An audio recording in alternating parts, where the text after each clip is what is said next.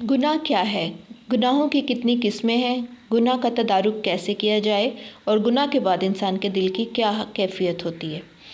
سب سے پہلے ہم یہ دیکھتے ہیں کہ گناہ کیا ہے۔ حدیث شریف میں آتا ہے کہ گناہ وہ ہے جو تمہارے دل میں کھٹکے اور تم اس چیز سے ڈرو کہ لوگوں کو اس کی خبر ہو جائے، کیونکہ انسان کا نفس یا ضمیر اسے گناہ پہ ملامت کرتا ہے، چاہے کسی مذہب سے بھی اس کا تعلق ہو۔ اب دیکھتے ہیں کہ گناہوں کی کتنی قسمیں ہیں۔ ایک صغیرہ گناہ ہوتے ہیں، چھوٹے چھوٹے گناہ جو ایک نماز سے دوسری نماز تک کے درمیان اللہ تعالیٰ اپنے حکم سے نماز کی برکت سے معاف کر دیتے ہیں، وضو کرنے سے گناہ جھڑتے ہیں۔ اسی طرح چھوٹے چھوٹے بہانوں سے اللہ تعالیٰ ان گناہوں کو معاف کر دیتے ہیں۔ لیکن کچھ کبیرہ گناہ ہوتے ہیں جو بہت بڑی نوعیت کے گناہ ہوتے ہیں، بغیر توبہ یا کفارے کے ان کی معافی نہیں ہوتی۔ انسان کے دل کی کیا کیفیت ہوتی ہے جب وہ گناہ کرتا ہے؟ سب سے پہلے جب وہ ایک گناہ کرتا ہے تو اس کے دل پر ایک سیاہ نقطہ لگ جاتا ہے، پھر اس کے بعد جب دوسرا گناہ کرتا ہے تو دوسرا نقطہ لگ جاتا ہے، پھر اس کے بعد تیسرا، رفتہ رفتہ اس کا پورا دل ہی سیاہ ہو جاتا ہے۔ اس کو مہر کی کیفیت کہتے ہیں، سیل بند ہو جاتا ہے، کوئی اس میں نیکی یا خیر اندر نہیں جا سکتی، دل مردہ ہو جاتا ہے۔ جس طرح ہم دیکھتے ہیں کچھ بھی وہ سن لے، پڑھ لے، کوئی بھی واعظ، قرآن پاک کی آیات، تفاسیر، اس پہ اثر نہیں ہوتا۔ کبیرہ گناہ کیا ہیں؟ مختلف احادیث میں ان کے بارے میں مختلف ذکر آتا ہے۔ ایک حدیث میں آتا ہے اجتنبوا سبع الموبقات، 7 ہلاک کر دینے والے، تباہ کر دینے والے گناہوں سے بچو۔ ان میں سے سب سے پہلے نمبر پہ ہے شرک۔ ان الشرک لظلم عظیم، اس کو ظلم عظیم کہا گیا ہے، یہ کبھی بھی اللہ معاف نہیں کرے گا۔ دوسرے نمبر پہ آتا ہے جادو کرنا یا کروانا، یہ حرام ہے، اس کے بعد انسان کافر ہو جاتا ہے۔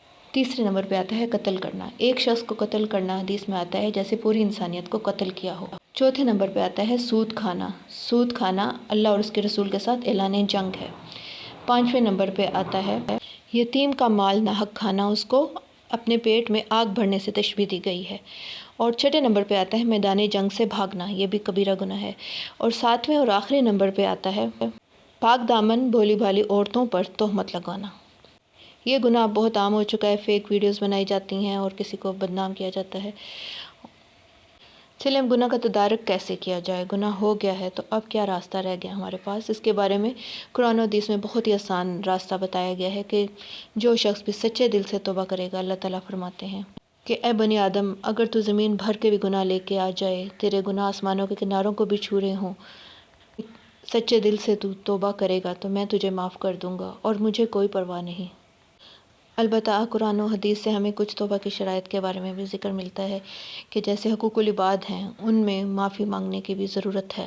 جس شخص کا آپ نے حق مارا ہے اس کو حق دیں، اگر کسی کی بے عزتی کی ہے تو اس کو عزت دیں، اگر کسی کی امانت ہضم کی ہے تو اس کو وہ واپس کریں، اور اسی طرح ہی اس شخص سے معافی مانگنا بھی ضروری ہے۔